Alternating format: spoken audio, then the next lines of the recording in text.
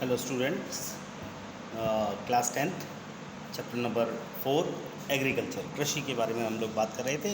और इस चैप्टर में हमारा जो लास्ट पॉइंट है वो है वैश्वीकरण का कृषि पर प्रभाव। इसके विषय में आपसे बात करते हैं आज, और ये हमारा लास्ट टॉपिक है और इसके बाद हमारा चैप्टर भी कंप्लीट हो जाएगा। तो impact of globalization on agriculture के बारे में बात करते हैं। ये जो वैश्वीकरण होता है ना, ये कोई न्यू फिनोमिना नहीं है।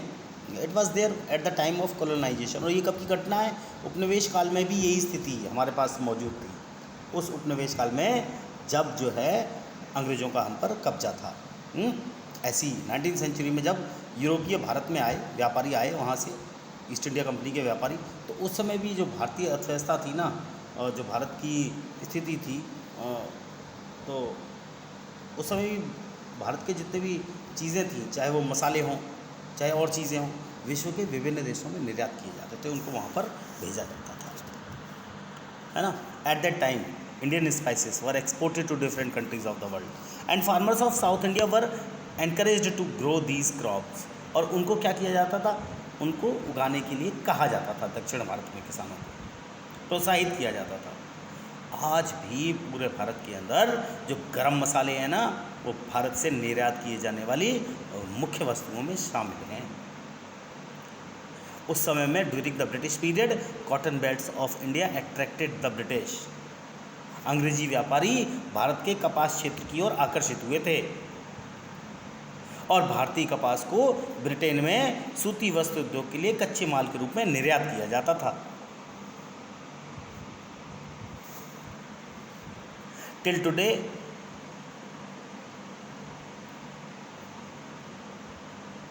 cotton textile industry to Manchester and Liverpool flourished due to the availability of good quality cotton from India।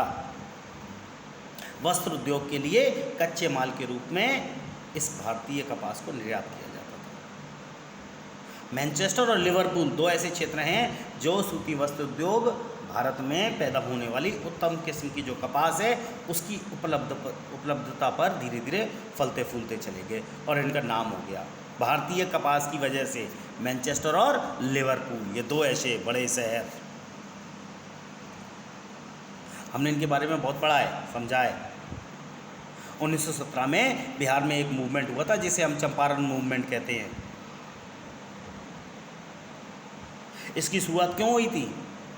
इसकी शुरुआत इसलिए हुई थी कि इस क्षेत्र में जो किसान थे उन पर नील की खेती करने के लिए दबाव डाला जा रहा था।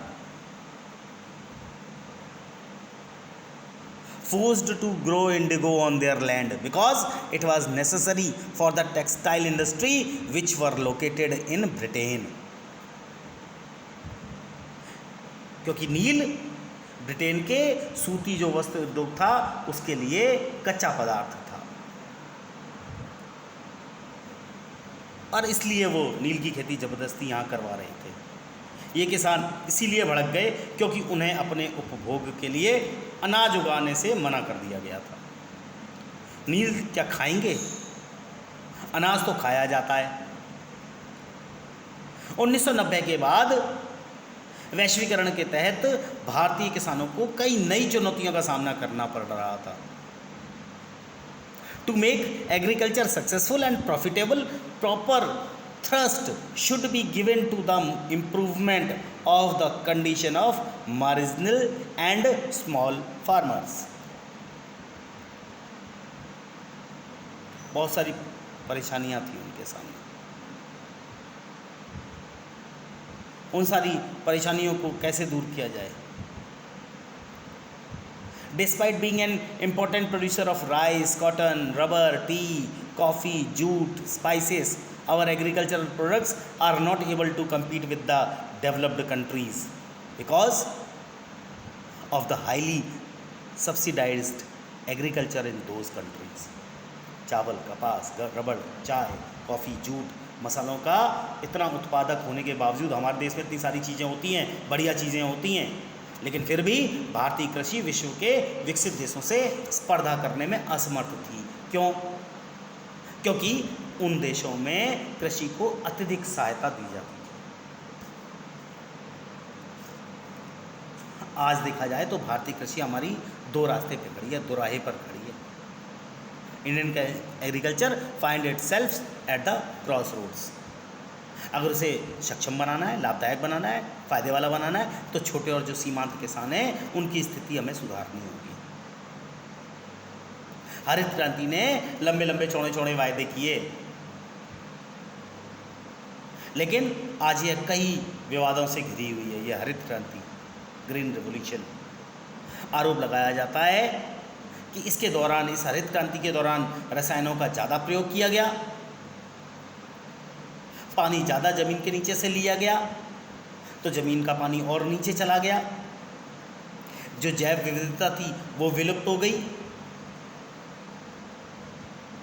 और इन सब होने के कारण भूमि का निम्नीकरण हुआ, भूमि खराब हुई, ज़मीन की और ज़्यादा हालत खराब हो गई। The green revolution promised much, but today it's under controversies. Today is a gene revolution. आज जीन क्रांति का संकेत है, इसको आगे बढ़ाया जा रहा है। क्या है जीन क्रांति? इसको हम जेनेटिक इंजीनियरिंग भी कह सकते हैं। इसके अंदर सम्मिलित होता है, इसी के अंदर आता है ये। अगर हम जेनेटिक इंजीनियरिंग की बात करें तो वास्तव में हमारी जो कृषि है वो ऑर्गेनिक फार्मिंग ज़्यादा हो गई है, क्योंकि उर्वरक और कीटनाशक कारखानों में निर्मित रसायनों के बिना किया जाता है, इसीलिए पर्यावरण पर इनका नकारात्मक प्रभाव नहीं पड़ पाता। कुछ अर्थशास्त्री तो ये भी मानते हैं कि बढ़ती हुई जनसंख्या के कारण जो जोते हैं, हमारे खेतों के जो आकार हैं वो क्या होते जा रहे हैं, घटते चले जा रहे हैं। इसकी वजह से यदि खाद्यान्नों की खेती ही होती रही, हम सिर्फ खाद्यान्न ही उगाते रहे, तो भारतीय किसानों का भविष्य अंधकार में हो जाएगा। भारत में लगभग 83.3 करोड़ लोग लगभग 25 करोड़ हेक्टेयर भूमि पर खेती करते हैं, उस पर निर्भर हैं। इस प्रकार एक व्यक्ति के हिस्से में अगर देखा जाए तो औसतन आधा हेक्टेयर से भी कम जमीन आती है। भारतीय किसानों को अब सोचना होगा अपने बारे में, अपना क्रॉपिंग पैटर्न बदलना होगा। खाद्यान्नों के स्थान पर कीमती फसलें उगानी होगी, cereals to high value crops. This will increase incomes, इससे क्या होगा, इनकम बढ़ेगी, and reduce environmental degradation simultaneously. और क्या होगा, पर्यावरण जो निम्नीकरण है उसमें भी कमी आएगी। Because fruits, medicinal herbs, flowers, vegetables, biodiesel crops, फल, औषधीय पौधे, बायोडीजल फसलें। कौन कौन सी फसलें बायोडीजल होती हैं? जट्रोफा और जोजोबा। इसमें क्या होता है, इसमें लेस इरिगेशन की आवश्यकता पड़ती है, पानी कम की जरूरत पड़ती है। फूलों और सब्जियों को उगाने के लिए चावल या गन्ने से बहुत कम सिंचाई की आवश्यकता पड़ती है। भारत में जलवायु विविधता का विभिन्न प्रकार की कीमती फसलें उगाकर हम उसका उपयोग कर सकते हैं। India's diverse climate can be harnessed to grow a wide range of high value crops. अगर हम इन्हें उगाएं तो इन्हें उगाकर हम अपने फ़ायदे के लिए पैसा कर सकते हैं। तो स्टूडेंट्स, ये हमारा चैप्टर एग्रीकल्चर, बहुत सारे मेन पॉइंट्स हैं इस पूरे चैप्टर में, सभी चीज़ें जानने वाली हैं, और ये चैप्टर भी बहुत ज़्यादा आपके लिए इम्पोर्टेंट है, इसलिए लगातार इसको वॉच करते रहिए, देखते रहिए और समझते रहिएगा।